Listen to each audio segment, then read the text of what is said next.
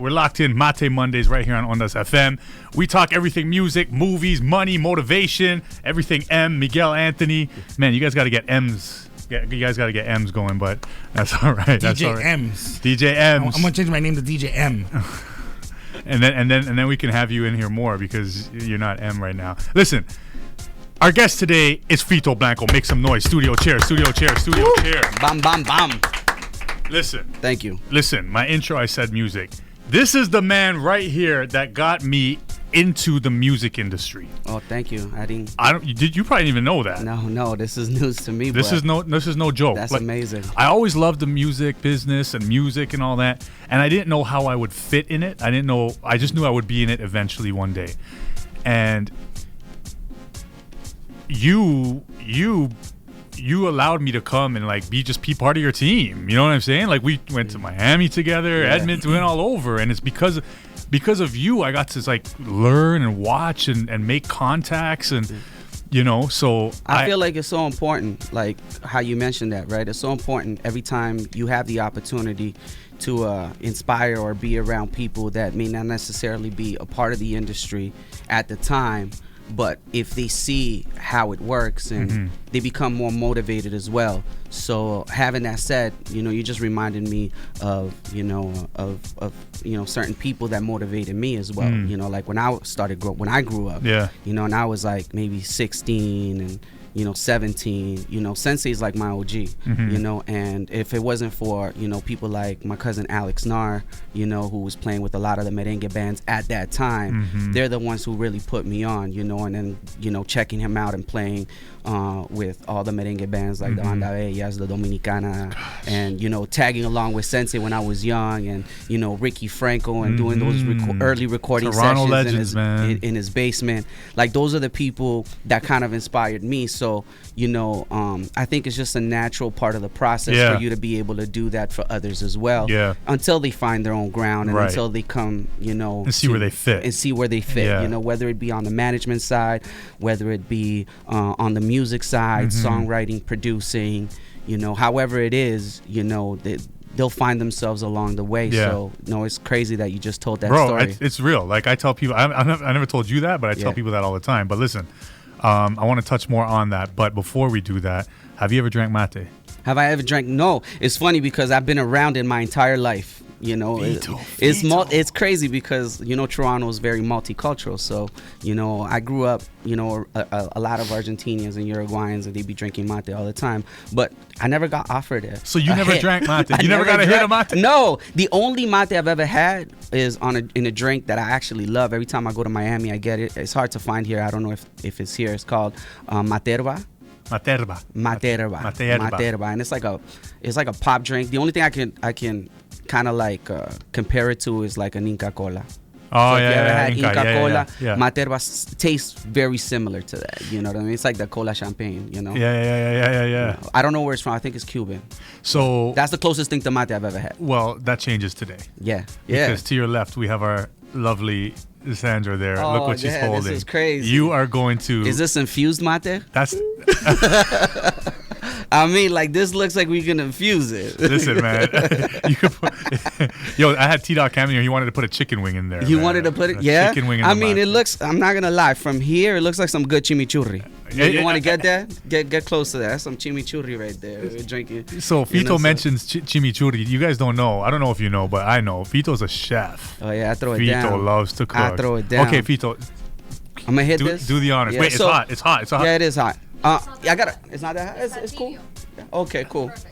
Now I just want to know like what to expect like from Sandra. This. Come. So how like I'm just Sandra, saying like come here. What do you? Okay, so like go over there and take that. Is this like tea? This is like tea. I'd rather her explain. Okay, go ahead. She's from Argentina. So. Okay, awesome. So it's like the Argentinian kind of herbal drink. You would drink it in the morning, and you can drink it all day, and correct. Sit around, you pass it around, and you chit chat. That's what you do. Chop So it up. does But it- what should he expect right now? Does it pep you? Like I'm saying, does it pep you up? It's does got it relax it's you? got some caffeine in it, It so does. it'll wake So you it'll up. wake you Yeah, up? yeah, it's Got good. you, It'll got keep you you. good all day. I love. The funny thing is, I love coffee, but I can't drink it all the time. It just doesn't sit well with me. Okay. So this I'm might the be same my way. my That This is might an be the new alternative. that thing. might be the alternative. And it just looks Yeah. cool, It bro. looks cool. So here we go. We gonna sip on the camera, bro? Ooh, It's got an interesting taste. it is interesting. So it's a little bit bitter. Yes. It's a Did you little put bit. sugar in this one, Sanj? I did. I put a little bit. She put a it would have been even little. more. It is a little bit sweet. It does have a Yeah. ting. Yeah.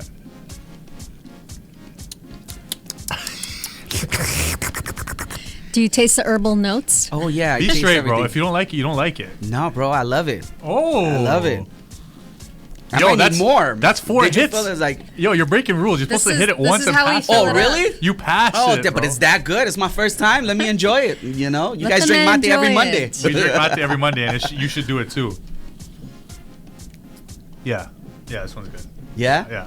So that's what we're gonna do. good. We're gonna pass the Refill mate around, and we're gonna chop it up. Awesome.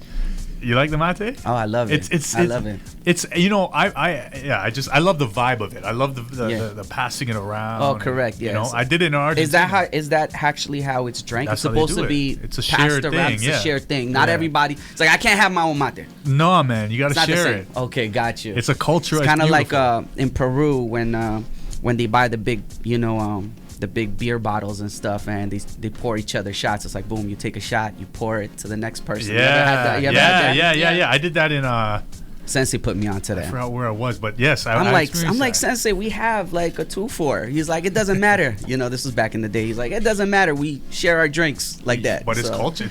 Yeah. It brings people together. You know? And the beer never gets warm. because Because you're constantly drinking. You're constantly drinking. Yeah, So Fito, going back to what we were talking about, bro. So, like, we have to connect on another level because I'm doing a lot of stuff in music now, and again, it really is because of you. So let me explain. I don't know how long it was ago, but I don't know. I think I reached out to all of you because I know your whole team. I know you. Sensei and I went to the same music school.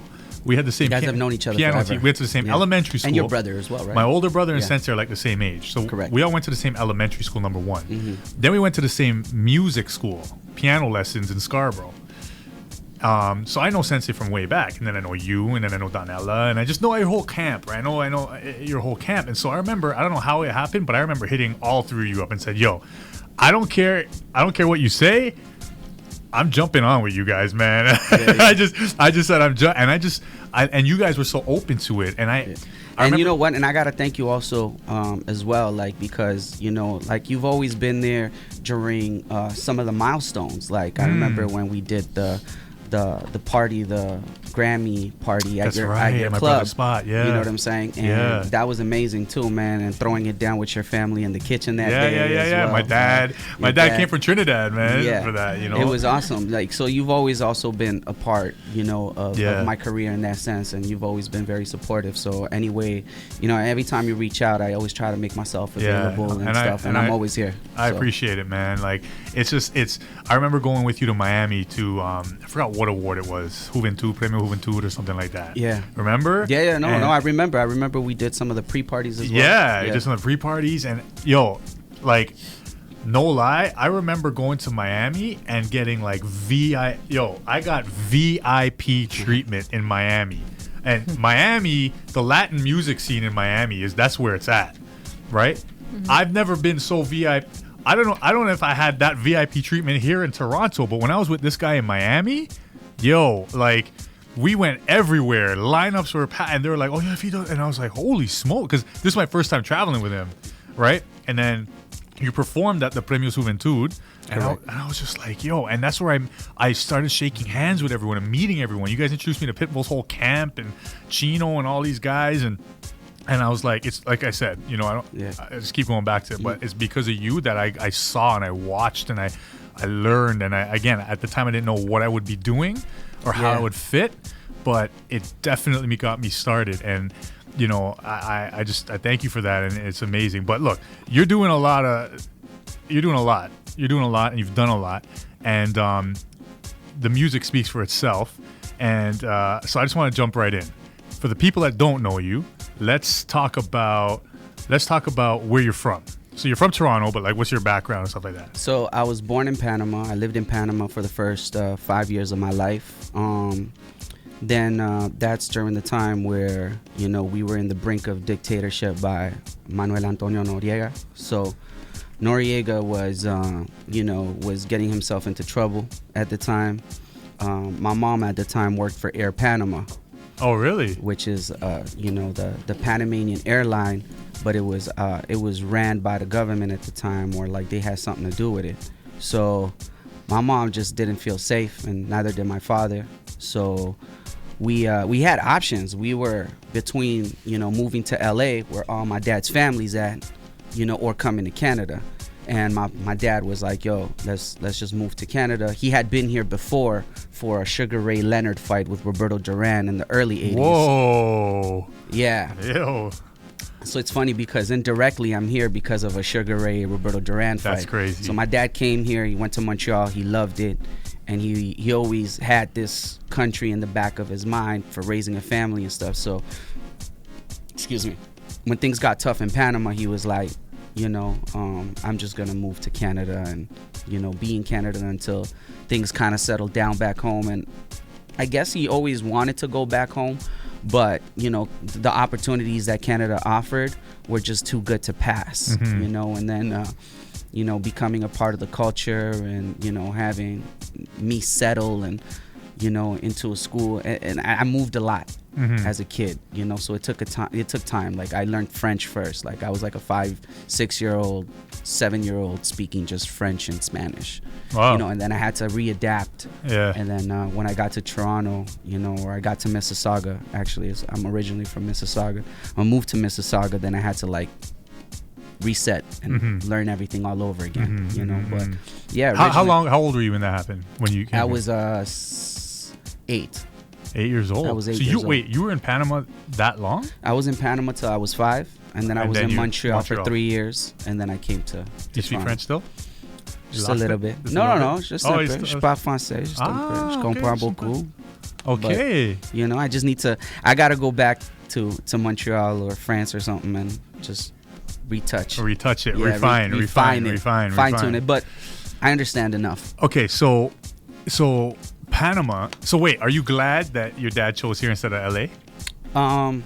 Yeah, of course. You know, like from musically. I mean, like musically speaking, like absolutely, because I feel like, you know, Canada and Toronto itself is so diverse that you get to learn from, you know, all different cultures and all different walks of life. Yeah. So, you know, when I say like I'm proud to be Latino, it's hard for somebody that lives in their own country to really understand what that means, I feel, you know? Yeah. Until you grow up in North America, you know, and you don't see countries because, you know, I didn't grow up having a gang of Panamanians around, you know what I mean? Like maybe if I was in Brooklyn, you know what I mean? But I grew up in a place where it's like the only Panamanians I knew were, you know, either relatives, you know, and that's it. Yeah. You know, so it really helped me connect with people with other Latinos from different cultures, and in me learning from them, you know, identifying myself with them and their struggle. You know, a lot of them were first generation immigrants. Yeah.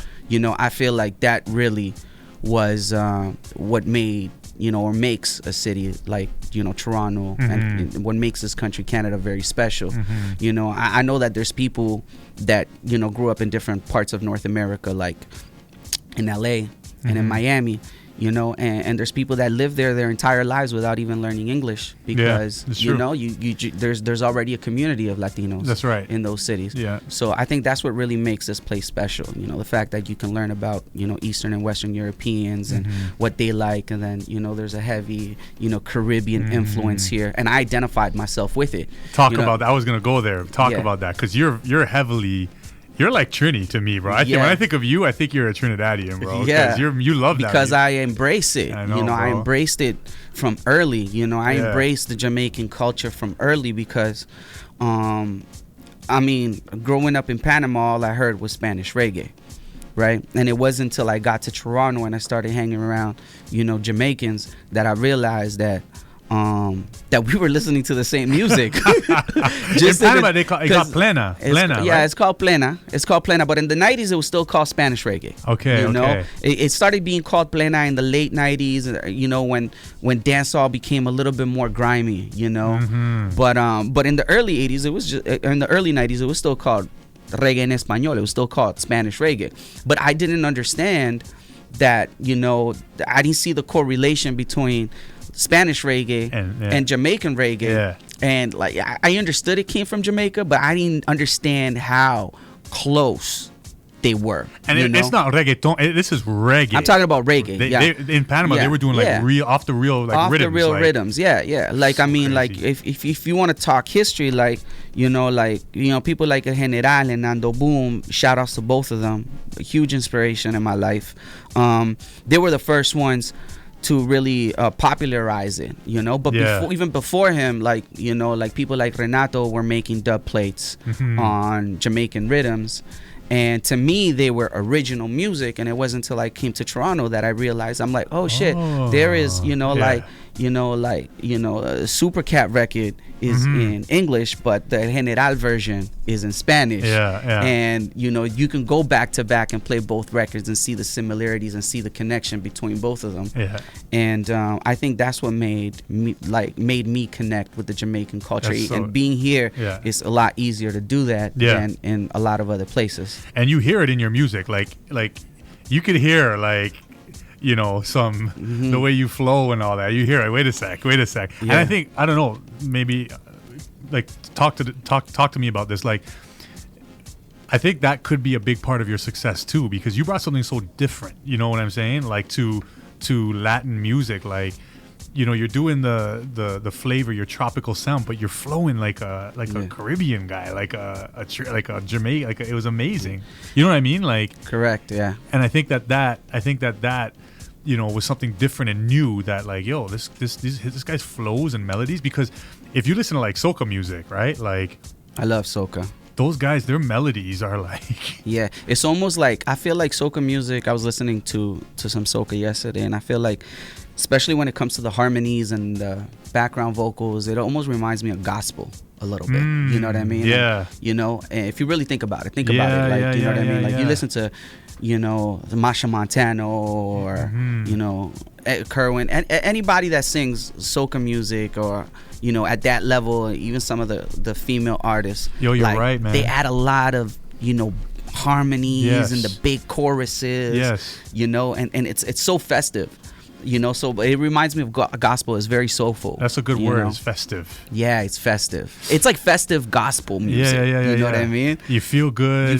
Good. It's just like it's like you can't help. I'm talking about it and I'm smiling. I wasn't smiling the entire time, but I'm just talking about it. Makes you smile. It brings you to a good place. It makes you, you know, Maracas Beach. Yes, you know what I'm saying?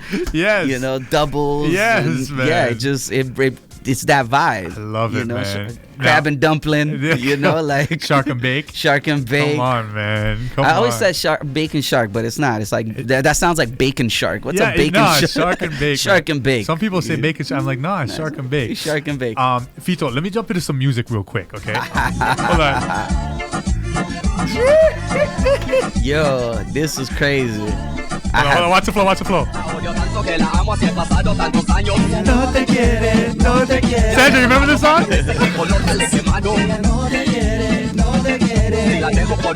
Yo, Fito, talk to us about this song. Bring it down a bit. Talk to us about this song. Oh, man. The funny thing is we've this is so crazy. This was my first single back in 2004. 2003, 2004. You hear that date? This guy's been doing music a long time, man. Yeah, so that was like 16 years ago. This song is special because to be honest with you, Sensei and myself, we've always wanted to do something different, but we always wanted to incorporate our culture. Whether it be blending what we loved and enjoyed as, you know, youngsters, but also our history musically, right? And, you know, to be honest with you, I've never heard like accordions or any type of cumbia mixed with reggaeton at the time.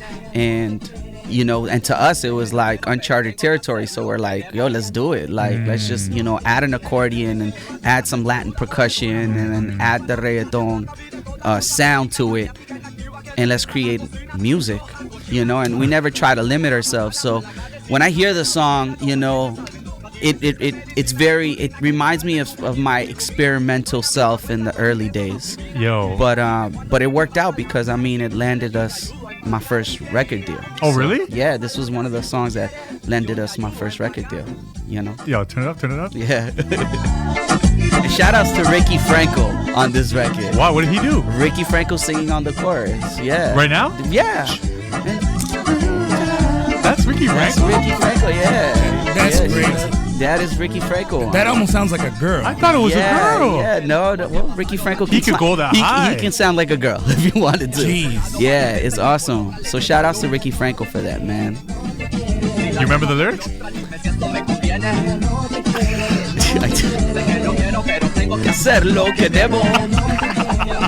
All right, pull up. Go to the next one. Yeah, this is crazy. I haven't sang this song in forever, but go to the next one right after this.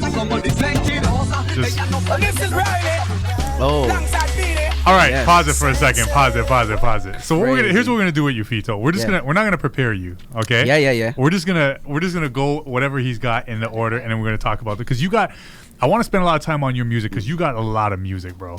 So run that one. Let's hear this one. Well, this is Riley, alongside Fito. So this guy's singing. I grew up with Daryl. I used to beat him in shot put. Daryl, I hope you remember that. Grade 4, 5, 6. I was always first. Yeah, right. But hold on. How did you get a feature with Beanie Man? I gotta give shout outs to Daryl Riley for that, man, because at the time we were experimenting with the Spanish and English fusion of mixing Spanish records with English lyrics or whatnot. We had already came off of the success of By My Side and Take Her Home from the first album, Higher Level, which in hindsight, really opened doors for me because that was, pre the acceptance of Latin music in Spanish. So bring it down a bit.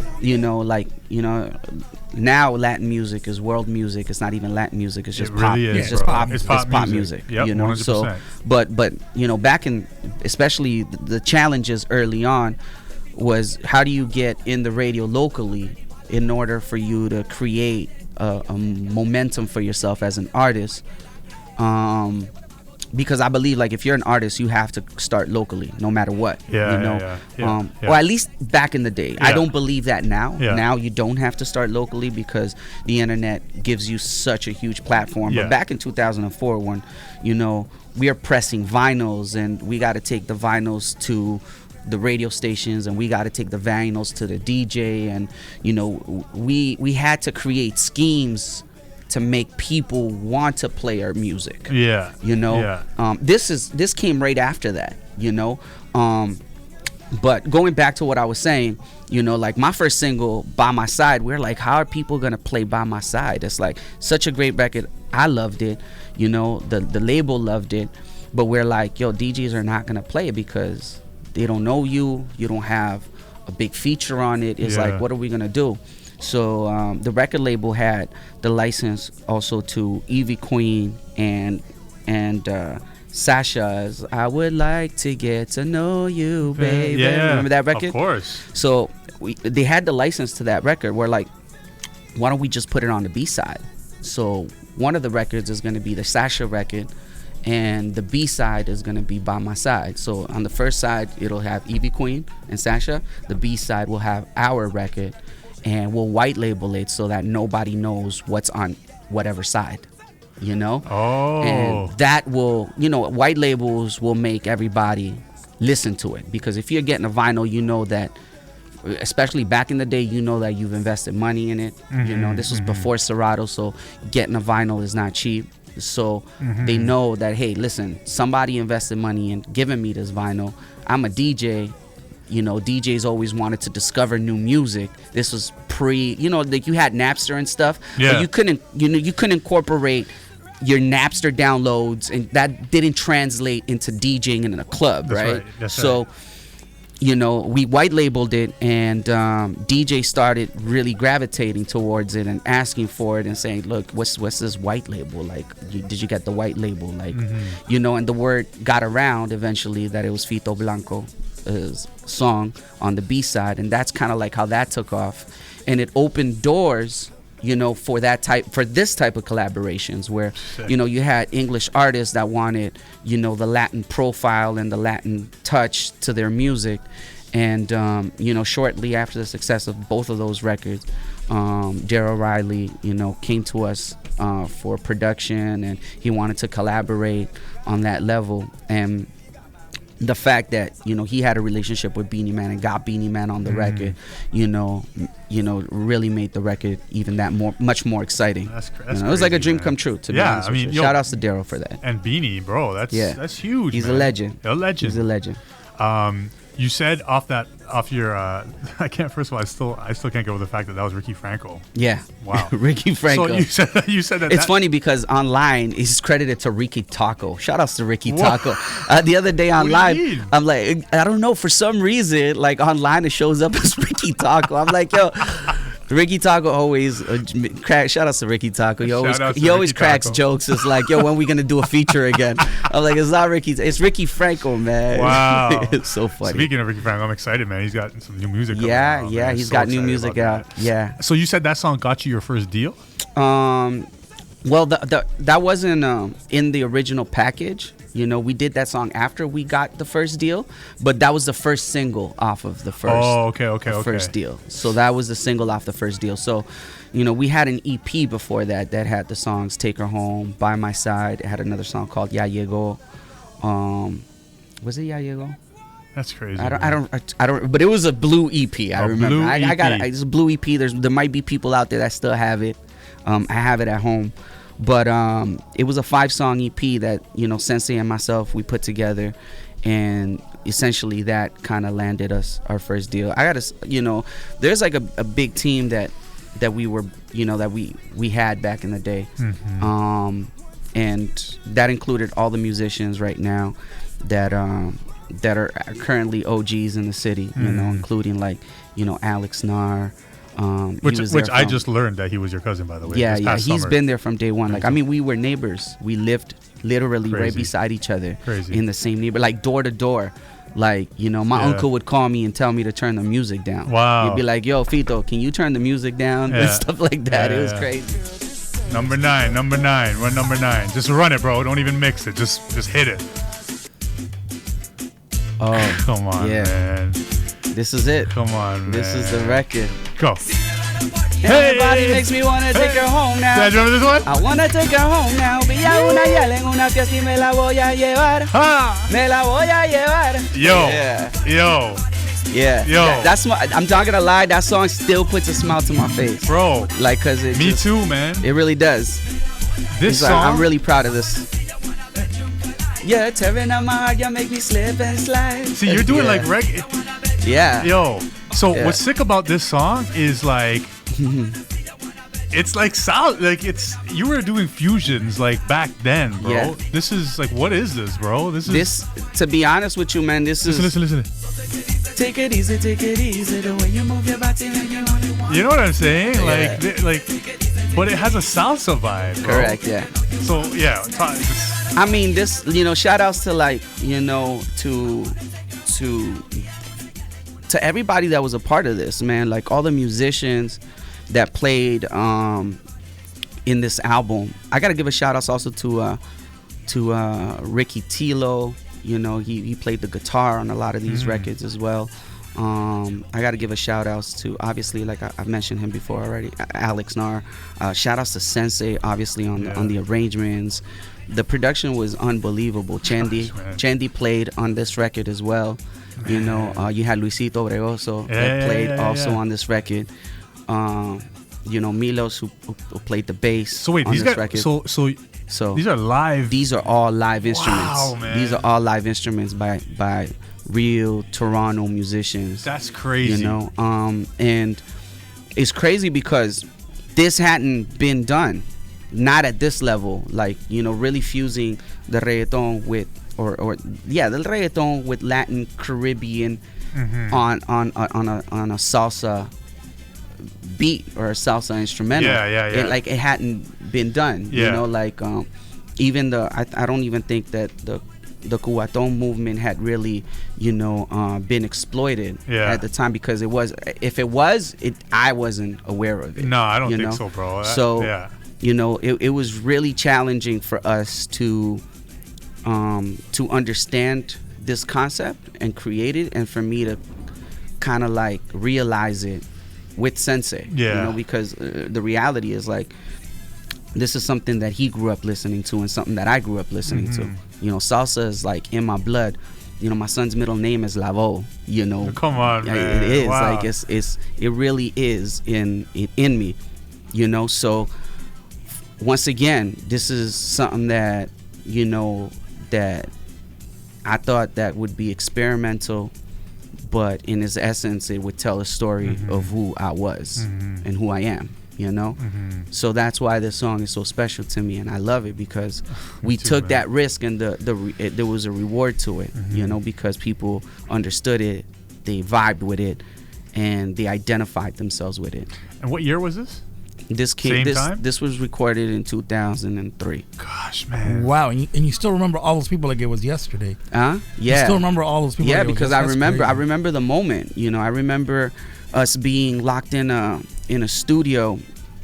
I believe the engineer's name, I don't even want to mention the name because I don't want to get it wrong, but I'll never forget him, man. It was crazy because we were recording for my first album, and you know, and I get handed an engineer who does like rock music. So I'm looking at him and I'm like, he couldn't be further away from the music that we were doing. Right. You know what I mean? And I'm looking at my manager at the time. Shout outs to Rames Nieves, who was managing me at the time. And I look at him, I'm like, can he get the job done? Does he understand? Like, mind you, never mind reggaeton being non-existent in this country. That's but right. Just the fact that, you know what I mean? Like, we're not only doing that, he's also got to, you know, balance urban music with heavy bass lines and, you know, a gang full of tropical musicians, you know, in a room, and we're all recording at the same time. Crazy. So it's like, this is real, you know, recording in an analog board, you know, doing the mixes in real time. It was such an incredible experience, and, you know, and we got into arguments while we were recording. You know, we and I'm not talking about with him, like, you know, between the musicians and all of us, but I think it brought us all together because there was one thing we all had in common, and we all wanted the song to be great. You wanted, you know? Yeah. So it's like, you know, between doing the horn arrangements and, you know, and the mixing and the sounds, it was just an incredible experience. So when you live something like that with a gang of people, it stays with you forever. You know what I mean? Like, so it was an amazing experience. Let's go away from music real quick. I got a question for you though. Did you take her home? How many times? Well, that's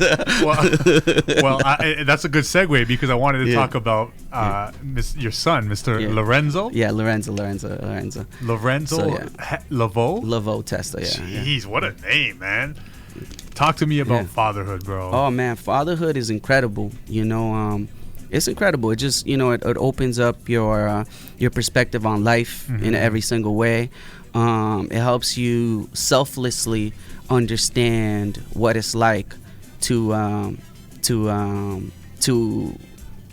hold yourself accountable for a lot of things. You know? You know, it's like, I feel like a lot of people in this world, you know, they victimize themselves when things don't go well, and then when things do go well, they forget the real reasons, you know, that things are moving in a positive direction.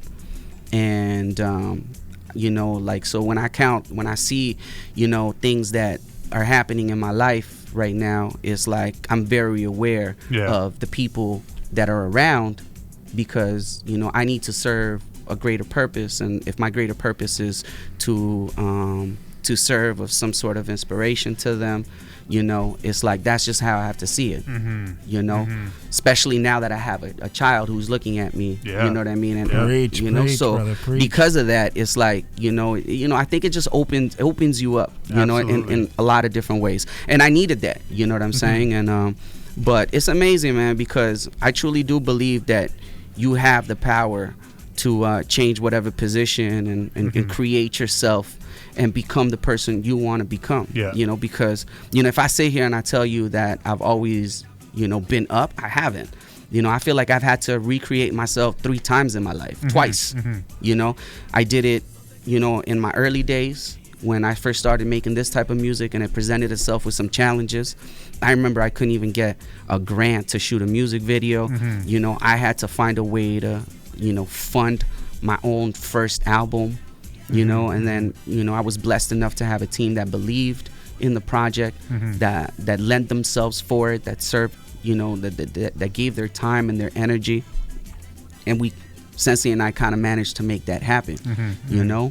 And that was just out of no fear, not having any fear, and just being like, it's like the older you get, the more you understand life. A lot of people just fear becomes an actual reality, because you feel like you have more to lose. The stakes are higher. The stakes are higher, but when you're young, it's like there is none of that. Like you're not afraid to fail. That's because it's like, you don't have other people, so, accounting for, you have to account for and stuff like that. But, for us, it wasn't never about that. It was about the optimism of doing something great, making it happen, and actually, reaching our goals. And I feel like, right now we live in a world where it's like I had to recreate myself again. When VIP came out, there was a time where, Sensei went through some personal stuff, and I had to kind of regroup, and we had to rebrand and recreate ourselves. And I think that's the key, man. Like, that's the key. The key is to always be consistent, to always reinvent, to learn, to recreate yourself, and to understand that things are always going to be better if you put yourself in that mind frame. Because who you are now is not who you were 10 years ago, and who you're going to be 10 years from now, right? So, if you understand that, then you understand your self-worth. I remember, the first time I went to the Latin Billboard Awards, I wasn't nominated or anything like that, but, I remember being there and being like, wow, this has really happened. Like, I don't even know how I got into this red carpet, but it happened. The same way, like the first time that I got, I went to a big party, and I'm like, I have a picture up on my Instagram. It's a picture of me and Daddy Yankee. And I remember I wasn't supposed to be at that party. This was before I got signed. I wasn't supposed to be. I wasn't even old enough to get into the party. But I managed to like sneak my way into the party. Next thing you know, I'm chilling in the VIP with Fat Joe, and I'm watching Teo Calderon and Daddy Yankee perform, and I'm like, damn, I was like, how did I find myself in this? And I'm in New York, and I'm like 20 years old at the time, 19 years old at the time, and I'm like, oh, this is what I want to do. You know what I mean? And then I found myself in a situation years after I had my first album, after I toured and I made a bunch of mistakes, and you know what I'm saying, I was very irresponsible with the money I was making. I'm being young, and of course, you making like, I was making at the time, maybe about, anywhere between $3,000 to $5,000 a show, and I'm like touring a lot, so the money was coming very, very easy. So it was very easy for you to be reckless. And I found myself in a situation where I had to reinvent myself, in a whole different way, and start from scratch and create a new vision that perhaps didn't exist, for myself, and adapt to a new sound, because we go from this directly into a sound that's more like VIP, And that's just me paying attention to the culture, me paying attention to the trends. And me really understanding that, like, you got to adapt to survive in this music business. Absolutely. And I don't mean to cut you off, but on that point, that's something I'm passionate about, because I have this thing that I taught. It's called the no fogey movement. Okay. And what I mean by that is, you can't be an old fogey. You know what I'm saying? You can't. And then, so like, I got kids, right? And I caught myself. Actually, I'm not even talking about my kids. I have a younger brother. There's a 13-year gap, and I remember when he was in high school, and he was coming home and he was listening to his type of music and all that. I found myself saying, yo, that's not real hip hop, bro. Like, this is real hip hop. Correct. And I would play stuff that I grew up.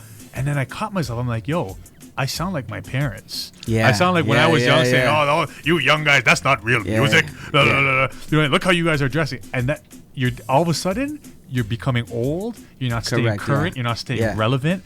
And you're just stuck in your ways. Like, or you hear guys like, and I used to be this way, and I'm working towards it now. Sports. Yo, Jordan's the greatest of all time. Correct. Jordan's the greatest of the game now is so soft. Yeah.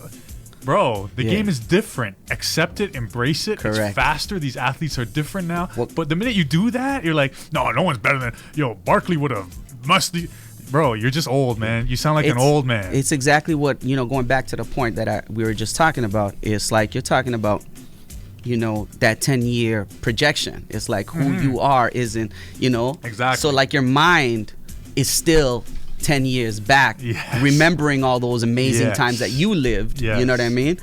It's always going to happen. It happens in boxing all the time. Like, I can sit here and say, hey, Roberto Duran's the greatest of all time. But to me, it's like I like to reach deeper than just the accolades inside the actual sport or inside the actual trait that you're representing. Like, when you think of a guy like Muhammad Ali, it's like, what makes him a legend? I think it's the controversy that surrounds his name, that really turns him into a legend. It's not just an amazing, Floyd Mayweather is incredible. He's got an amazing record. He's impeccable. One of my favorite fighters. Not always one of my favorite fighters, because there was many times where I doubted him and I was on the other side, but he became my favorite fighter the moment he retired. Because that's when I realized, I'm like, this entire time he had me on a ride. I was in Floyd Mayweather's movie, you know what I'm saying? He wasn't in mine, but I was in his, you know what I'm saying? I feel like there was greatness in there. The fact that he did that, it was just great, and I admire it. But I can't compare him to somebody that I feel nostalgic about, like a Roberto Duran, who I literally saw crash and burn and then rise from those ashes to become champion again. You know what I mean? Somebody who was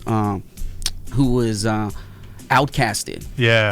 Like, think about it, right? Like, when somebody gets outcasted, like, I feel like I've been counted out and I've been outcasted many times. I agree. And people have always said to me, they're there during the good times, and then, when the guy's not hot, they don't look at you the same way. You see the glare in the people's eyes, you know what I'm saying? They look different when they're around you, But when things are good, they still change. That's the thing. When things are good, they change, and when things aren't good, they change. So people are always constantly changing, because your aura is changing, who you are is changing as well, what you project is changing. So I feel like the change in those champions is what makes their story legendary, because they changed so much. They went through, you saw their peaks, you saw their valleys, and that's what makes greatness, in my eyes, So, I like that, man. You're a big boxing fan. I'm a huge boxing What fan. did they call Duran? The glove? What did they have a nickname for him? Hands of Stones, Hands of Mano de Stone. Piedra. They had a movie about him, right? Yeah, they did a movie. It's incredible. You know that guy, man. His story is amazing, and through the years I became friends with some of his kids. And really? Yeah. Amazing. Yeah, and that's crazy. And I always tell them too. I'm like, yo, your dad literally changed my life. You know what I mean? Like, in one way or another, it's like he was a part of my life. Wow. So. I have huge respect for him, and I always go back to him for inspiration. Yeah. Because I'm like, nobody could have had it worse, than somebody who quits in the middle of the fight, you know what I mean, and has to go back home. That's right. And the shame that he had to go through after that second fight, and then to come back and, win 2 championships. That's right. It's incredible. Yo, man, resilience, man. Okay, you mentioned, let's get back into some music. You mentioned VIP. You had to change your sound. Let's drop some VIP right now. Fito Blanko, VIP.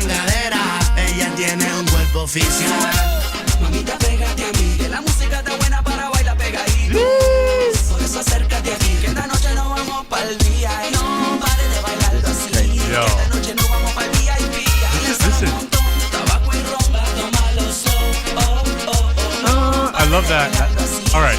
So VIP, this song would have been the one that did this song like open up Miami for you? Would you say that? Yeah, I mean, because we were entering in a whole new era of music because of this, you know, because so like what would you consider this? Mambo, merengue? Yeah, this is like a merengue electrónico because we didn't use any other than the trumpets. Everything is loops in this record. Gotcha. So everything is electronics. So everything is sequenced, you know, from the bass we use the 808s. So this is the first time that I feel like 808s have ever been used on a merengue record. Before this record, I don't recall ever hearing 808s on a merengue. So this is, again, Sensei and myself trying to recreate that magic that we had with Take Her Home and doing something completely different and merging, you know, the sound of nightclub sound at the time with the tropical.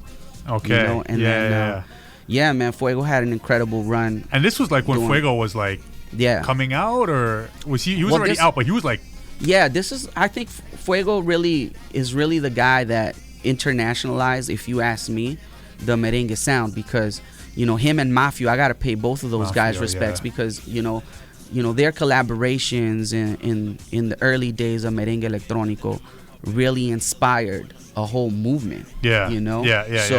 You know, sure. So when Fuego was in the city, I'm like, I want to make sure that you know, Sensei and we wanted to make sure we were creating something that's going to be in his world. So did you know him? No. I got to give a shout out to Charlie Moe, actually. Okay. You mentioned him in the song, or someone mentions him in the song. Of course, Fuego mentions him in the song. Like, Charlie, I see you, or something like that, right? We give him a shout out in the record because he was a part of it, man. He was really a part of it. And to be honest with you, man, I remember I have a lot of memories with Charlie, us going to New York. He was there early, you know. He's another one, man. Yeah, like he's an OG. I mean, he was the first one that really booked me for a show in Toronto. Really? Yeah, the first one. Shout out Charlie Moet. Charlie and Steven Guevara, too. Shout outs to Guevara. Yeah. You know, they were the first ones who ever really booked me. Wow. You know, and you know, Charlie's like, yo, we got to do it big. You know what I'm saying? I remember Charlie, you know, so he's like, yo, Fito, we're going to pull up. You know what I mean? I'm like, what do you mean we're gonna pull up? This guy has a bus, like, you know, one of those buses with you plaster it with your face. Exactly, like he has one of those buses. I'm like, Charlie goes hard, because in New York, that's what they do. Correct, and he goes hard, and I'm like, you know, I think I was like maybe like 20 years old at the time. I didn't even have my first album. I just had my EP. He's like, Fito, man, we gonna go big with this one. And I'm like, oh shit. And can I say shit? Yeah. All right. Anyways, I'm like, oh shit. So I'm like, okay, we're gonna pull up. So I'm thinking, yo, we're gonna probably pull up in a little SUV or something. It's like Charlie's like, yo, I show up, you know, him and Steven, they got this big bus parked outside. You know what I'm saying? We had the whole squad giving out Fito Blanko albums and stuff. You know, and I mean, this is unheard of, like in 2003. Like, yeah. For somebody local to pull up in a bus, I was like, it was bigger than life. It was like way bigger than I was. Yeah. Like, you know what I'm saying, at the time. But it was cool, man. Shout outs to Charlie, man. And he helped us. Why did you shout him out in the song particularly? Oh, man, he's the one that brought Fuego to the studio. He was here for a concert. He was here for a concert. You know, Charlie hit me up. He's like, yo, I got Fuego. You know what I'm saying? Do you want to do something with Fuego? Like, I could bring him to the studio. He brought Fuego to the studio, and we recorded VIP. I didn't record any of my parts. He's in the studio. Get him in and out. You know what I'm saying? Get the vocals down. Correct. Yeah. Just get him in and out, and we'll finish the record. We'll work it out later. We'll see what happens. You know what I mean? So we gave him time to literally record, and he only recorded like it was 12 bars. It was like 12 bars or maybe 16. Yeah. It wasn't that long, and he recorded all of it in one sequence, like in one shot as a verse. So he literally just, you know, he gave us a verse. Yeah. But we grabbed the catchiest parts and we rearranged it and we restructured the song to make it, you know, a back and forth on the hook. Oh, got you. To give him a verse as well. Yes. You know, so we restructured it so that to turn his 16 bars into an actual song. Right. You know, Sick. And that's what we got. And I remember when we first sent it to Boy Wonder, who was managing Fuego at the time, he goes, he hit us back and he was like, "This isn't a hit. This is a classic." But you started it that way. Yeah. Were you like, uh-oh? Yo, like, the fun, that's a say. You know what I'm saying? It's like it's a classic. It's not about making a hit. It's about making a classic. So what did this song do? So like in terms of charts or whatever. Like, I mean, this was my first charting record in the Billboard charts. So we dropped the record. You know, the DJs really started picking it up. I gotta give a shout out to DJ Jermaine. He was early. Jermaine from Miami. From Miami. Wow. Early on the record. I don't even know how early, but he was super early on this record. Yeah, he was one of the first DJs to ever support in Miami. To support us in Miami. And he was like, I don't even know how, he got a hold of the record. I have to ask him. But I know he was a very early supporter. And then Twitter was a big thing where DJs were tweeting about the record and stuff like that. So it kind of picked up on the DJ circuit and the club circuit. And obviously the success of Fuego's records at the time, also contributed to that. But it was a really cool introduction to a new sound. It's amazing, man. For us, And I remember, by no means was I like in a good place financially when all of this was happening.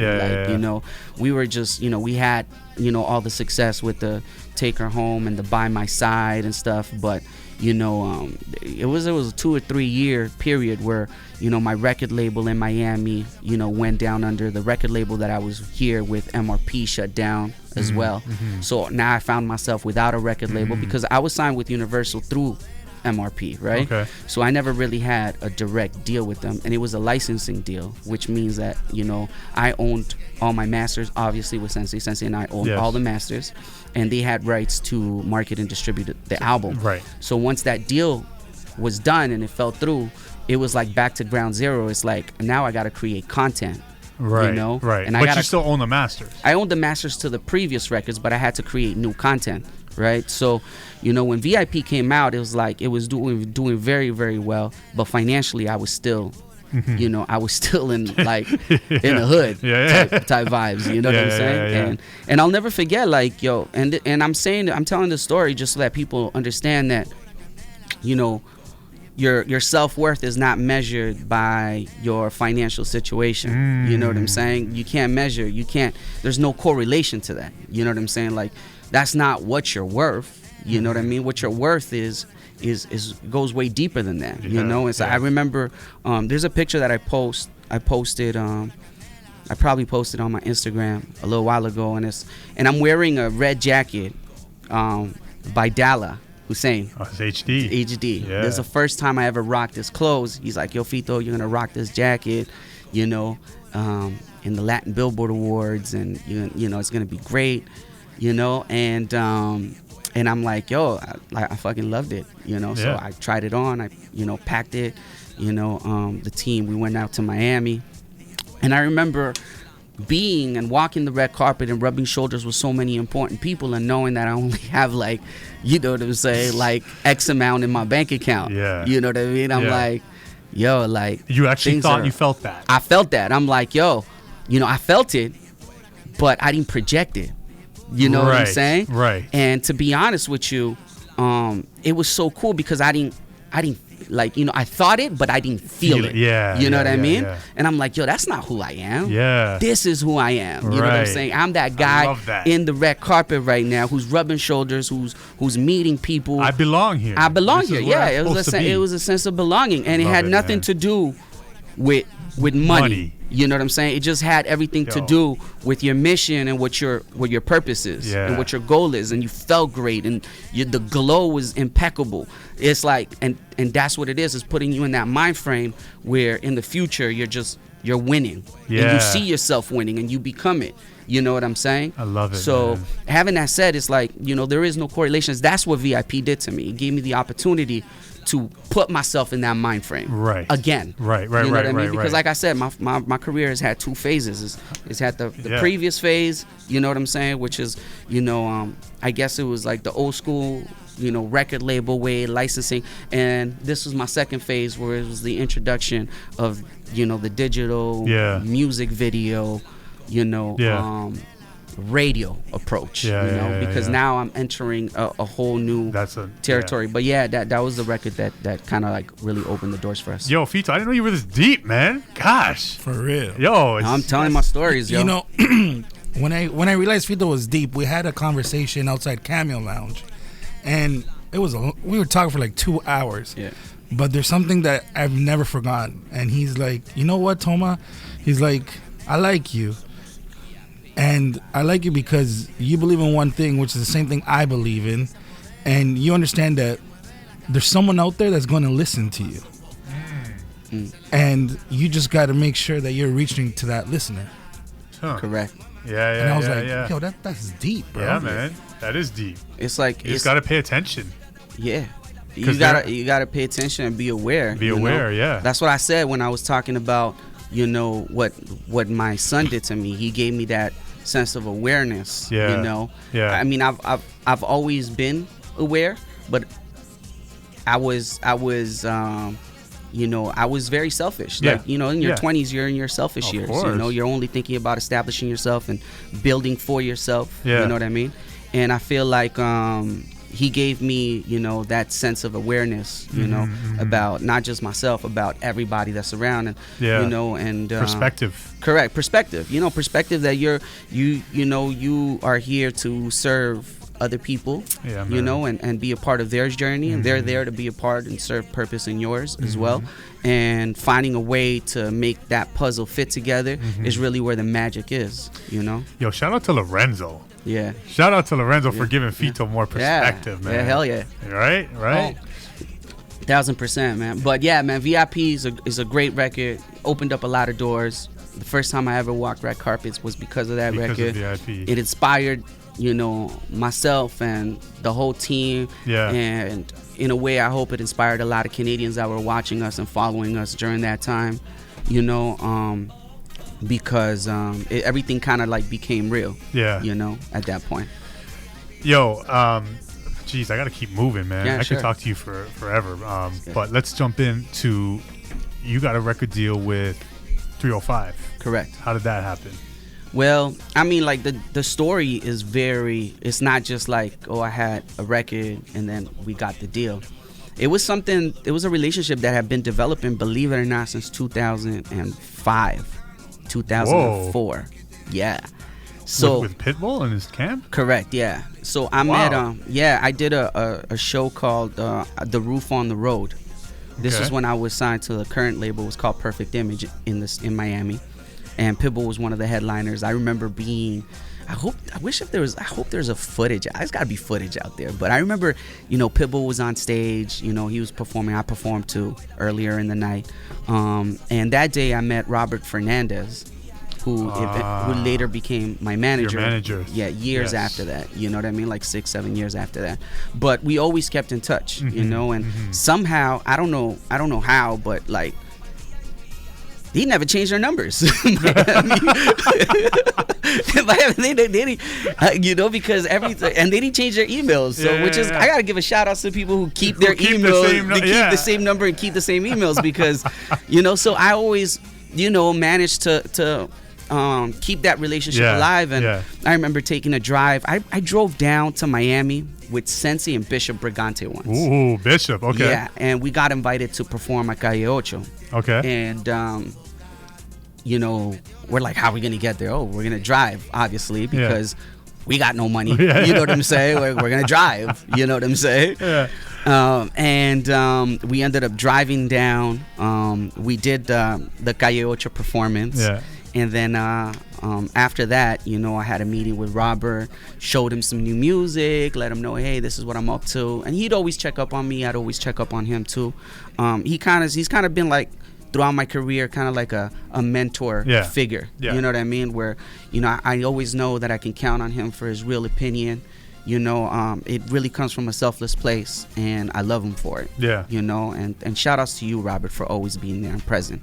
But that was very interesting, because that's when him and I really, connected. And after that meeting that I had with Robert that one time, we became a little bit closer. So by the time VIP came out, you know, he reached out to us and was like, hey, I think now you got something that we can work with. Okay. You know, so, you know, going back to what I'm saying, it's like you can't play yourself the victim. You got to put yourself in a position to win. Yeah. You know? Yeah. It's like, you know, you can't expect somebody to give it to you. Yeah. You got to kind of show that you're getting it yourself in order for somebody to amplify whatever success it is that you are creating. Powerful, man. You know what I mean? Yes. So, and I understood that. After that meeting, I understood it because, you know, although it wasn't said, you know, it was reiterated. You know, and he's like, yo, there's got to be a spark. You know what I mean? You got to start, you know. And although you did have a spark before, it's, you know, it's not the same. You got to start from scratch again and rebuild and do it again. You know what I mean? And it was very inspirational. But that trip to Miami was epic, man. I remember us even, you know, like having to stay in Miami for a little bit longer because we didn't even have enough money to get back. You know what I'm saying? So, yeah, it was crazy at the time. Hustle, man. You know, it was a hustle. It was a hustle, man. And it's beautiful because, you know, I tell the story now, you know, thinking about, you know, where I was in my life and where I was in my career. And I'm like, all of that was part of the journey. You know what I mean? All of that is, you know, makes who you are and makes everything that much more meaningful in moving forward. So I'm very grateful for it, you know. Yo, so I also saw Bishop, by the way, lose, you know, a couple of thousands of dollars at a poker table. He won it though. He went in with like $200 and he went up like thousands and thousands of dollars in that poker table. We were like, yo, Bishop, I think it's time to walk away. It's time to walk away and go back to Canada. One more hand. It was incredible. It was an incredible experience. Yo, Bishop's an OG, man. Yeah, man. Real OG. Okay, I hear this music in the background. Turn this up. Play this song right here. You didn't think we even had this. Come on, bro. This is I dig deep, man. This is a throwback. Yo. I'm a Soca award-winning artist. Yo, you let it out the bag. I was gonna say it. Listen to the song, everyone. Talk about being ahead of your time and collaborating and crossing cultures. 1, 2, wine. Yo, that's a smash. Listen to this. Yo. I think you're remaking this. Yo, hold on. Let it play. Yo, Fito. Oh no, se robó mi corazón cuando ella se meneó de la forma que bailó, se lo llevó. Wow. Mamita, tú te ves bien buena. Dale que te ves bien buena. Mamita, tú te ves bien buena. Yo. Hey. Yo. Hold up. So, yo, let me tell you. Okay, first of all, we gotta keep. Yo, that's the problem with guys like this, man. There's too much to talk about. Too many hits. This song. First of all, why is this Panamanian tropical Latino reggaeton artist making soca? This is like chutney. People don't even know what chutney is. Do you know? Did you like? Man, I knew what chutney was because I went to an Indian wedding and I ate a whole lot of it. You know what I'm saying?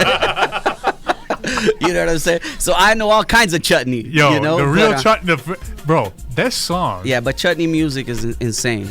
It's insane, man. When I found out you did a chutney collaboration, I'm like, yo, who is this guy? Fito? Yeah. Like, Fito is on another level. And you went to Trinidad and shot the video in Maracas. Yeah, I went to Trinidad. I shot the record and I shot the music video in 1 week. Oh, in Trinidad? In Trinidad, yeah. I didn't. The first day that I got there. Okay, how did you get to Trinidad? Why were you in Trinidad, and why are you collabing with the Hitman? Well, the Hitman had mad hits. No, I know. You know he has like cultural hits like that will forever play in Trinidad. You're absolutely right. And at the time he had Firewater out. It was a big record.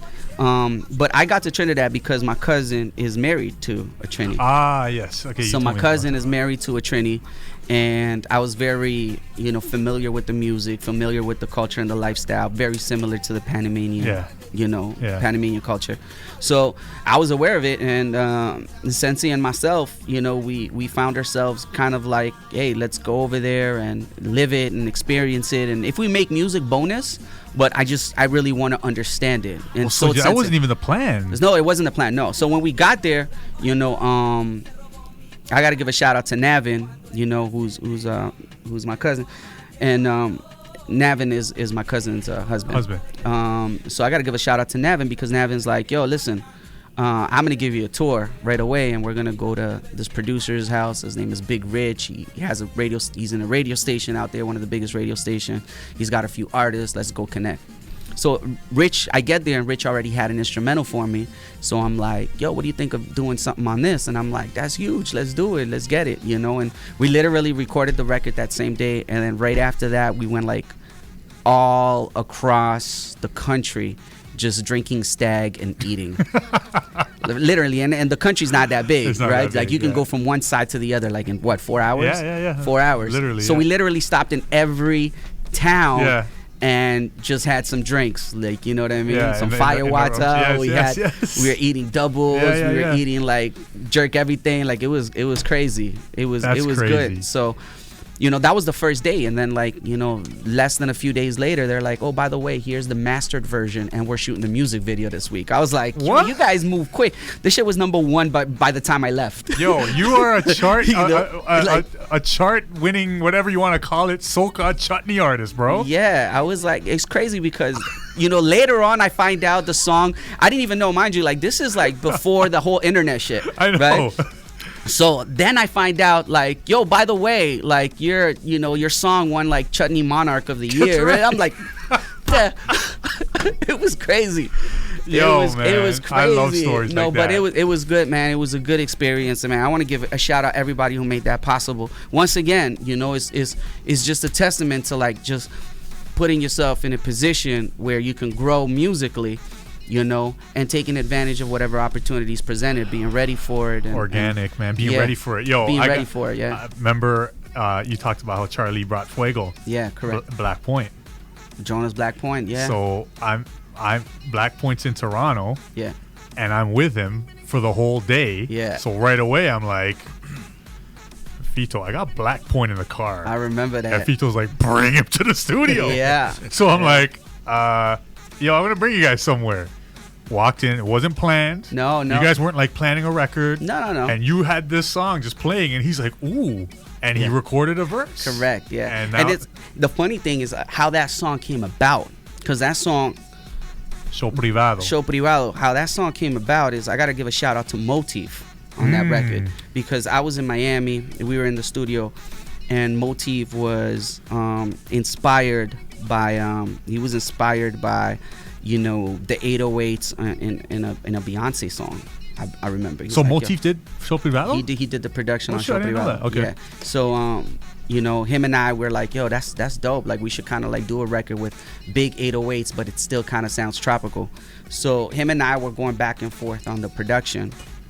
And then I had just recorded the chorus right before you came. So it's not like I created a record for Black Point. No, yeah. I already had the record constructed. You were working on it as we walked in. And just played it. And I just ran it, but I knew the production was. I wasn't too familiar with the style of music that was popular in the Dominican Republic at the time. Yeah. Whatever it was, I know that I was very aware of Black Point's history and his catalog and stuff. But for me, it was just about making good music. Yeah.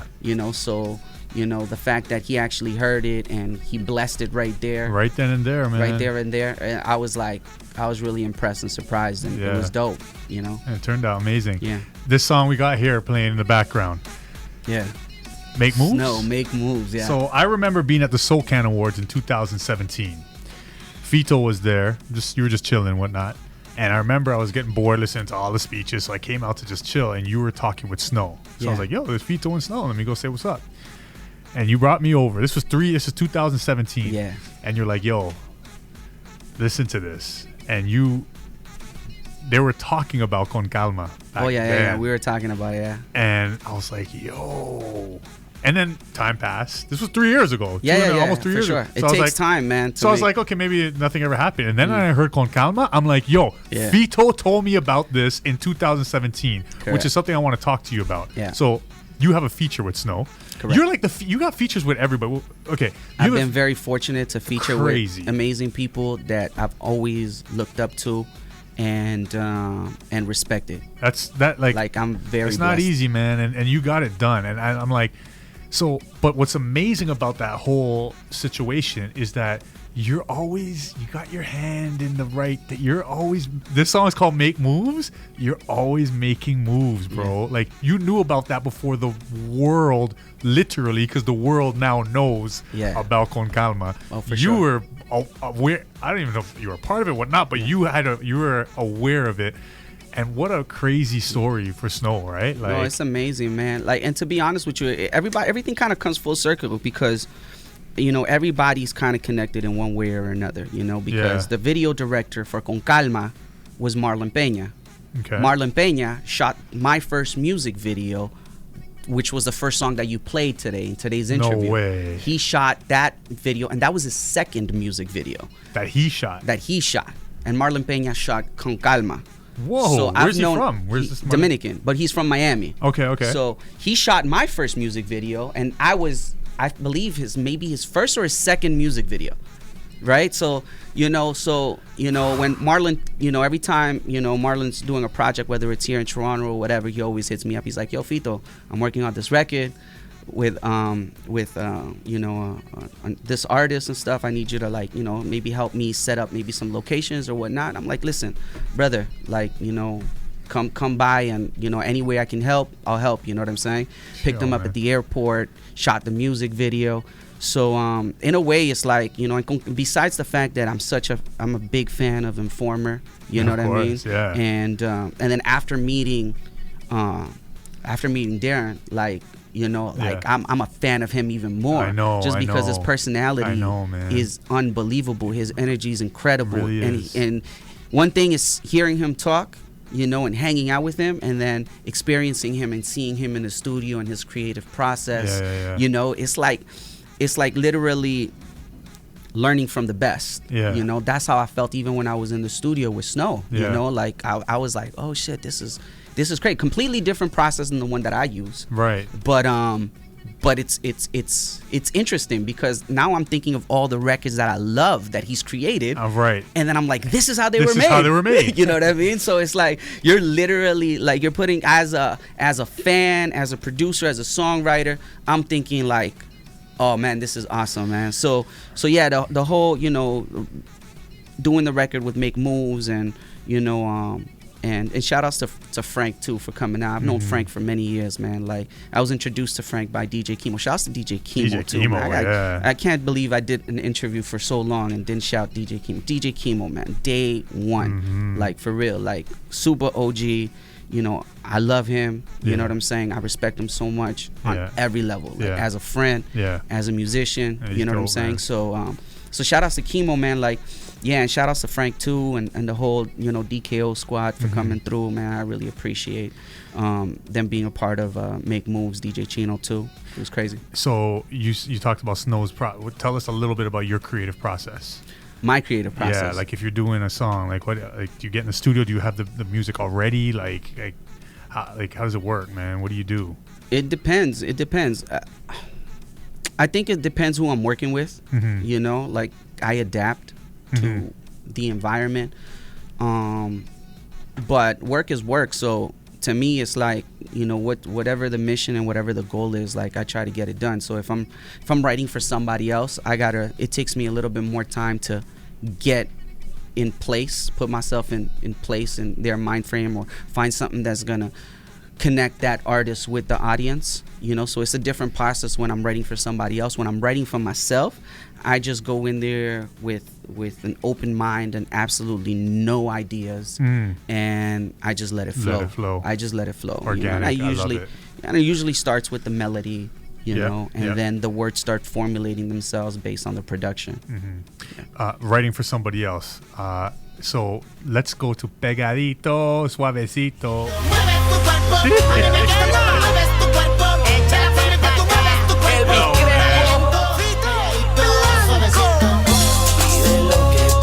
So this is you here. Yeah.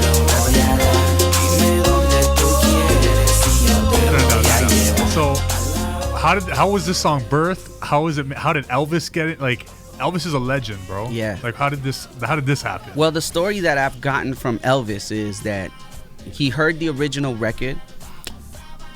Okay, well, the way the record came about is, you know, after the success of VIP, I needed to have a follow-up record, you know? So Sensei and I had been in the studio recording different types of music, and we're like, listen, you know, we had success with the tropical sound. Let's keep with the tropical sound and record a song. Sensei had I remember walking into the studio and Sensei already had the beat ready. So I'm like, oh man, I really love this idea. I love the vibe. The chords are amazing. And the way I record is I record myself, I engineer myself.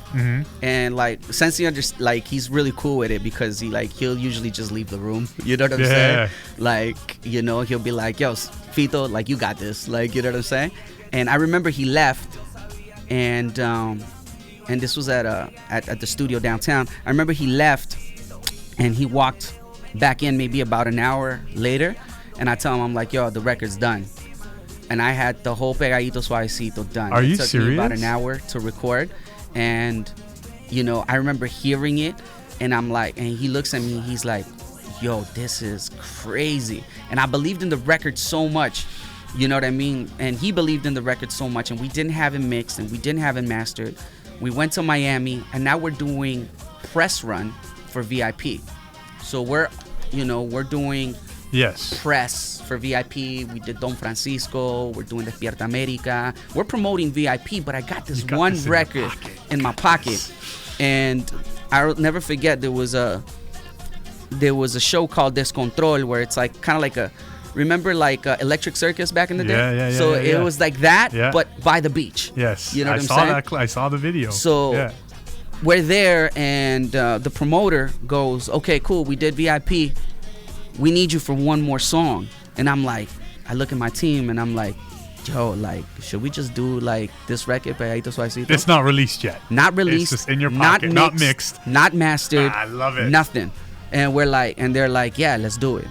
So I sang Pegadito Suavecito, and as I'm there, like on television, I'm gauging the energy of the audience and the crowd, and I saw a lot of people were dancing hard, they were singing hard, you know, and by the end of the song, it was like everybody knew the song, and they were like, oh, like, what is the song? Can I get it? Can I get it? So I started getting questions by the hosts, by the producers, by everybody. It's like, you know what I mean? And mind you, we're there promoting VIP. You know what I'm saying? Which VIP was a phenomenal record.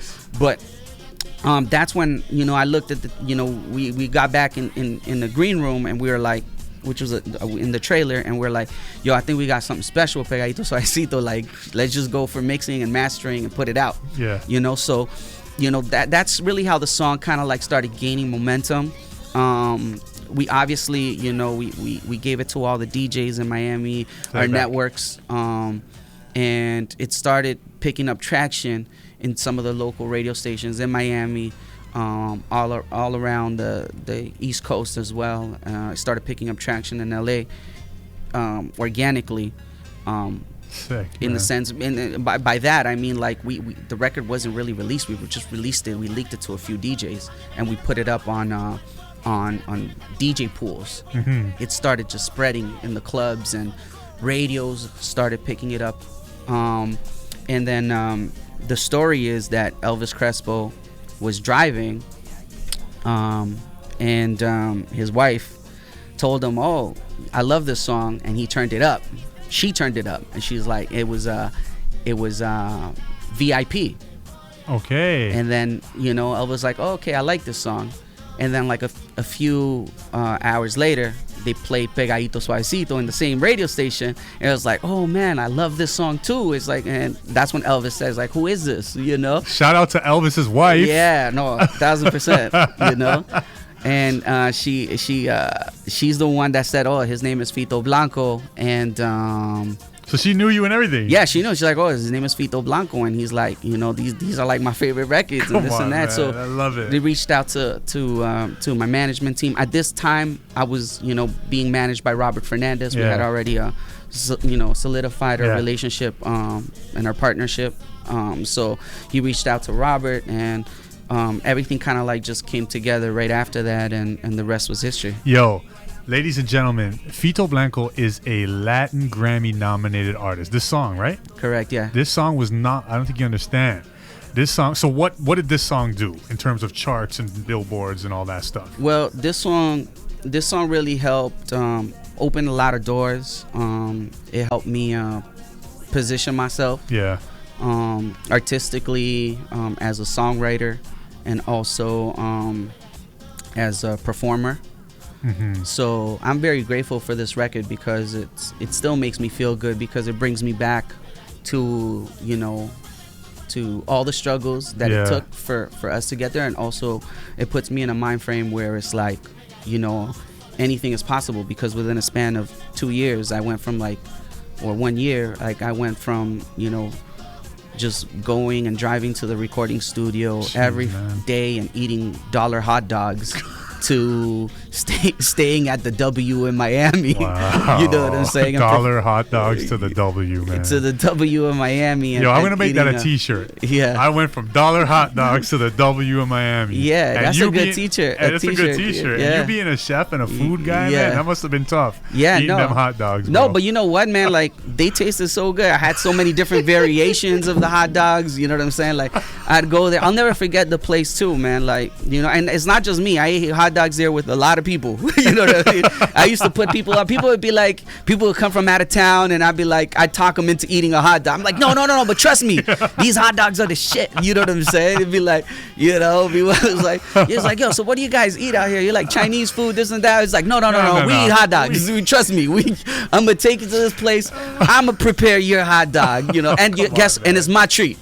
Come on, man. So, you know, for real, like, you go from that to actually, you know what I'm saying? Highs and lows, man. Yeah, correct. And there was a lot of people that were there during that time, so it's like I gotta give a shout out and pay respect to everybody, like, you know what I'm saying, Sensei Musica, Ella, you know, Big D, like we all went through it together. It was an amazing, beautiful process, you know what I mean, because it was all just a bunch of dreamers. That's all it was. It was just dreamers, you know, trying to make things happen. And it's so beautiful when we ate hot dogs together and you stayed at the W together. And could you give us the chorus? No te voy a dejar, te voy a amar. Vamos a bailar pegadito, suavecito. Hey. All right, wheel it. Yeah. Man, we gotta move. Okay. Latin Grammy nominated. Bro, the accolades don't stop. Fito Blanko comes out with, and I feel privileged because I was part of I was there, like how you said you saw how you felt when Snow, when you saw his process, and you saw, I was there for show. Oh, by the way, I got to give a shout out to Ariana because you know, she was really a big part of Make Moves as well in putting the whole promotional package when we went to Colombia. She did an amazing job. It was my first time in Colombia. We went out there, and this was before Con Calma came out, right? Right. So we did a whole press run, a whole promo run, you know, and it was beautiful. My first experience in Colombia was because Ariana put that together. So I got to give her a shout out. Publicist, well. right? Yeah, correct. Yeah, amazing. Yeah. Shout out to Ariana. She does a bunch of things, man. So you where was I going with this? Yeah, so the accolades don't. So I was part of processes. So I remember being in the studio with you guys for Show Privado. I was like, wow. I was in the studio. I don't know if you remember this, but I was in the studio. There was a whole group here one time for a show or a club appearance or a conference or something like that. And there was a whole bunch of people in the studio in Woodbridge. And one of those people in the studio was Chino. It was the time that Sensato was here doing something at Anco or something. Like you guys were doing something at Anco a long time ago.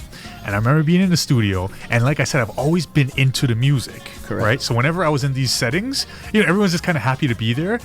There were so many people. There was a photo shoot happening and a whole bunch of people, and I just zoned into you and Chino. You and Chino were doing your own thing, and I was watching, and you guys were creating Meneo. Yeah, and I remember I was watching you guys, and I was like, yo, these guys are creating a song right now, and I zoned everybody out, and I was watching you guys, and even the words were different. You guys were saying something like borracho or something like that. Sí, palo borracho. Remember? See, I remembered that, bro. Yeah, I was like, and then when Meneo came out, I was like, this is that song. And I heard how it changed and all that. Run Meneo, bro. Yeah. This song right here, the accolades don't stop. So, yo, this song right here was placed in one of the biggest,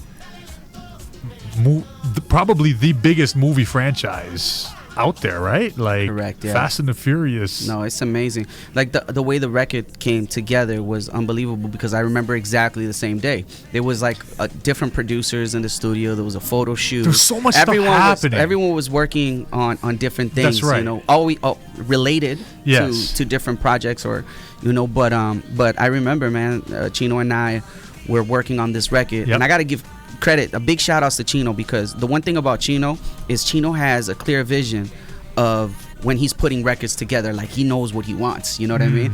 And I'll never forget how this record started.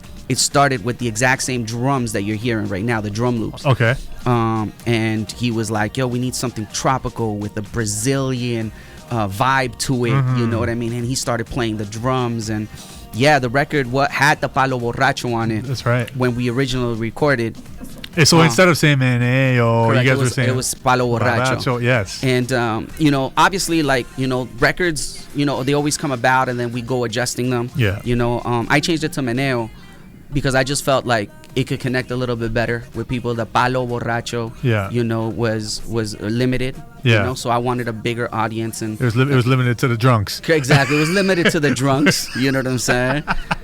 So I was like, I wanted a bigger audience. I had good choice, man. I had a bigger vision for the record, but in that sense, lyrically, I just wanted it to be something that kids can sing. That everybody can sing, and man, and we did Meneo.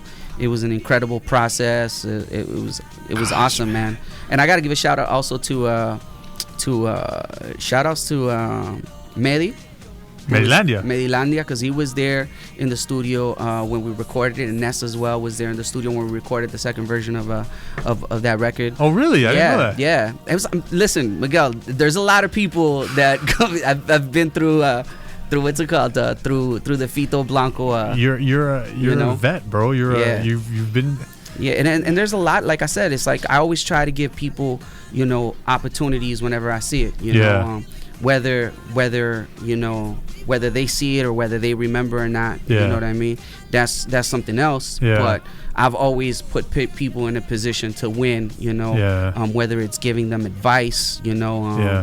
Whether it's just being as honest as I possibly can with any feedback that they need, because one thing is like getting the feedback that you want, and another thing is getting the feedback that you need. And you hear that? So jeez, it's like I'd rather get the feedback that I need 100 times more than the feedback that I want. You don't want yes men around you, man. You need people that are gonna challenge you. You zone in on those, because like like I say, it's like you zone in on, especially if it comes from a credible person and the feedback comes from a sincere place. It's like, you do your research, and it's like, oh shit, like it's coming from a sincere place, comes from a credible person. There's absolutely no malice in the feedback itself. You know what I mean? Because it's selfless. And the funny thing is, a lot of people they gravitate towards taking feedback from people who have more accolades than less, right? Because that's just I guess it's in nature, maybe. And there's like more credibility. There's more credibility. And I feel like that's wrong too. You know what I mean? Because at the end of the day, it's like you got to just balance out, and you got to balance out that through intuition. That's something that you don't have. Like, I mean, that you have to develop, I feel. Like, you have intuition, right? But sometimes you have to develop it, right?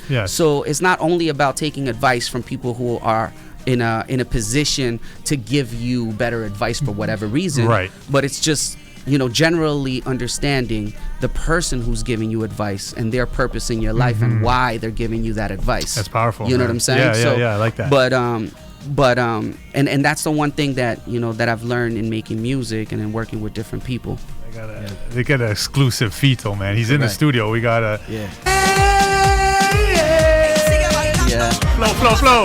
Give us You need something exclusive. That's what you need.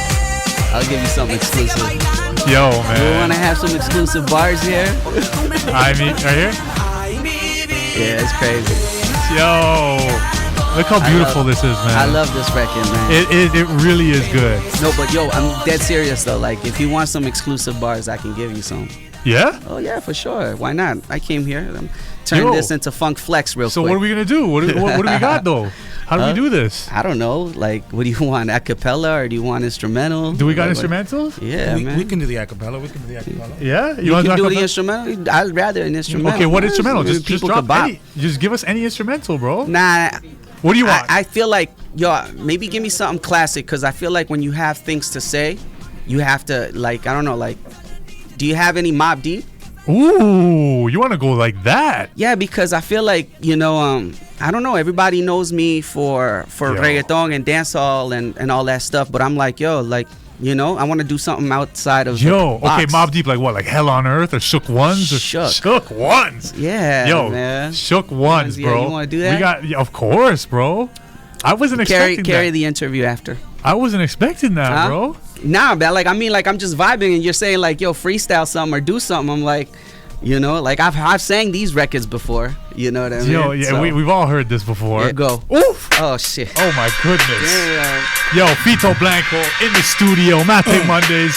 Jeez. To all my it's not. This is the Fito exclusivo right now. Latin Grammy nominated, Yo, doing it big. Put it up.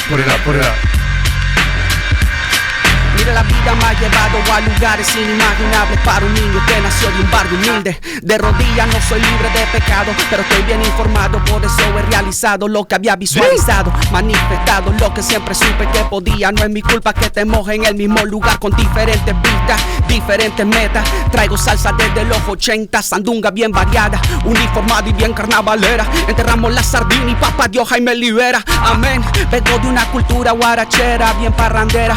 Eso lo llevo en las venas. Eres de lo bueno, eres de lo malo. Sea como sea, mi abuela me dijo, dale palo, pa' lo que traigan, pa' lo que tengas, pa' lo que llevas, pa' lo bonito, pa' lo pa' lo gustos, los colores. Yeah. Ando con los panas y ellos saben la hora que es. Tiene 2:45 como un cuarto para las 3. Y si tú te pones bruto, él te dice guapinde. Vaca. Y te abre esa mente como el chakra. He comido con maleantes, he comido con millonarios. A la hora de la hora todos cagan por el mismo lado. Fito Blanko, el mismo, nada ha cambiado. Solamente la casa, solamente el carro. Pero ando con los mismos panas desde abajo. Que si uno sube, todos ganamos.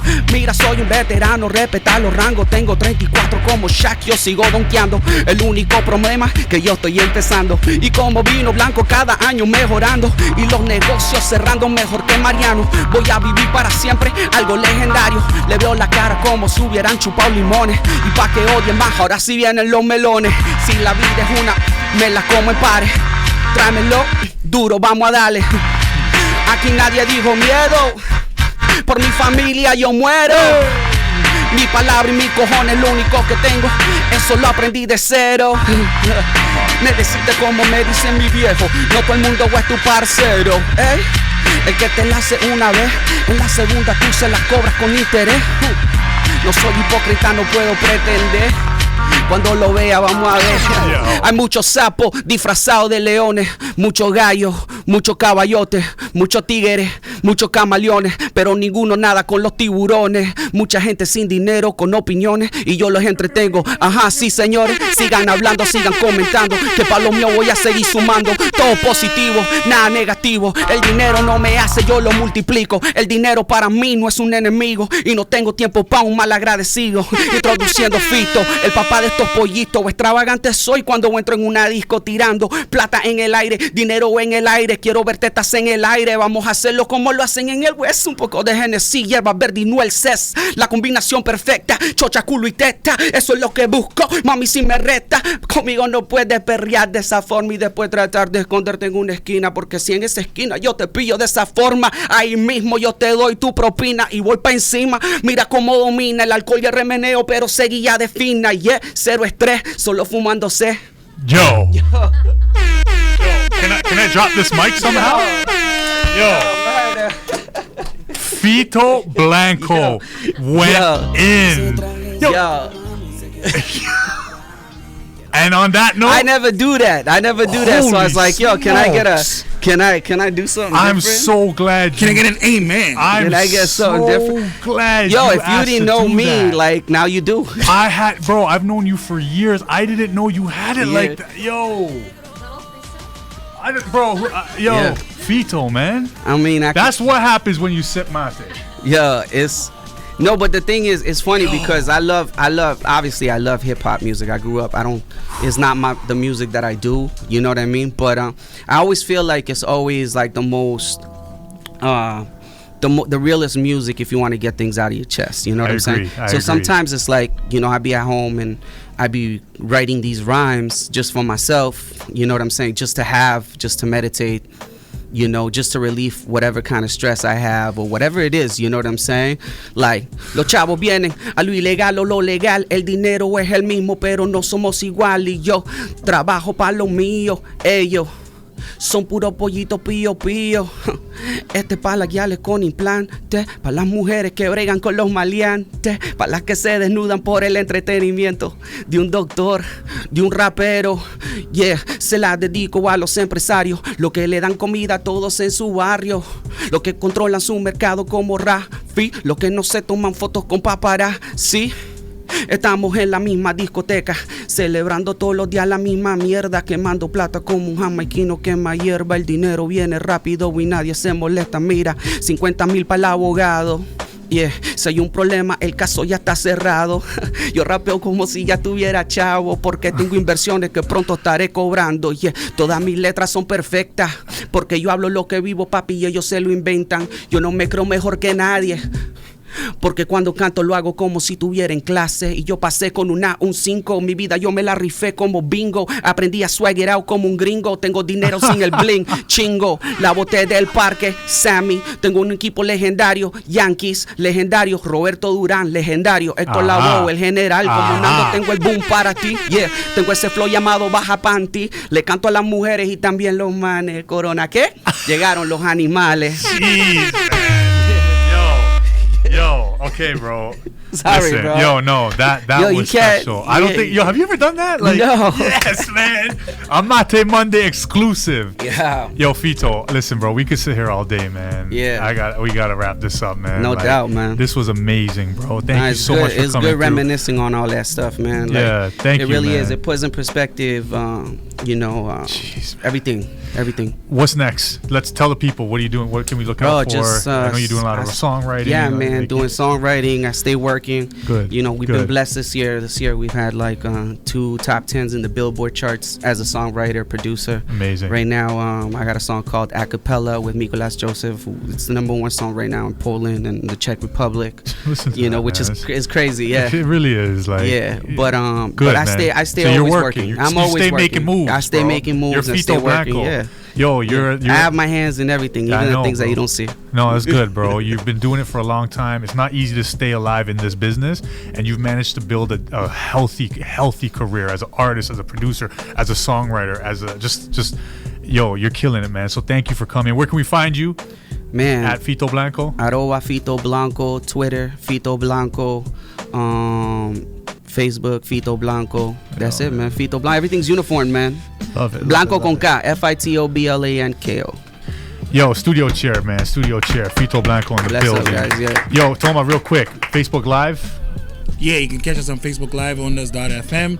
Shout outs Toma. Yo, I remember that time, by the way, at Cameo. Yeah. I remember that. I love this guy, bro. This guy's How could you not? He's good bro? people. He's good people, you know? man. So A lot of people owe a lot to this guy. of course, man. He's a He's the trendsetter. inspiration, you know. He's like Moses, bro. He led the way. He opened the door, Yeah, man. man. Without Yeah. Moses, Joshua Hey, wouldn't have came through. I just gotta say something, man, and that's to everybody. Like, just so you know, right? You know, up and coming artists and shit. Like, Yeah. this is What like would the you give? What would yeah, you- like that's like the most asked question. You know what I mean? And it's so cliche. Everybody gives an answer like that is very technical. Yeah, You know what I mean? yeah, Like, yeah, you yeah. got to start locally and build your fan base, and everything's so technical, right? Yeah. I'm gonna give a little something that is a little bit broader. Okay. You know what I'm saying? Hopefully, you guys can take this home. Or take this advice with you, whoever's listening to it, and maybe this will help you. But just understand that there's room for everybody. You know what I'm saying? There's room for everybody. There's more than enough space. There's enough sun to shine on There's everybody. enough sun to shine on everybody. We're not after one bone. Yeah, this is one. This is, you know what I'm saying? And by, if you understand that concept, you know what I mean? Yeah. You'll be able to find yourself in it, in the business. Because like, there's one thing that I notice is everybody who's in a certain position is way too focused and busy working on them and being the better version of them. You know what I'm saying? And that's kind of the key to their success, right?